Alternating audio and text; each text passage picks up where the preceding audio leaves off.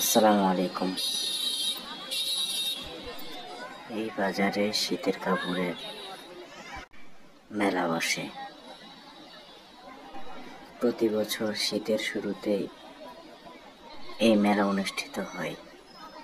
ধনী গরিব সকলেই এখান থেকে কাপড় নিয়ে থাকেন।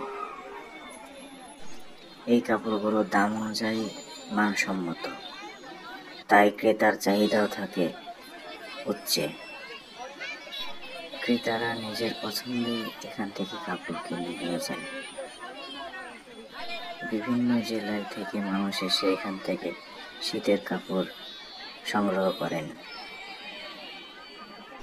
ছোট থেকে বড় সকলে আসেন এখানে নিজের শীত বস্ত্র সংগ্রহ করতে। ভালো লাগলে ভিডিওটিতে লাইক দিন আর চ্যানেলটি সাবস্ক্রাইব করুন। আসসালামু আলাইকুম।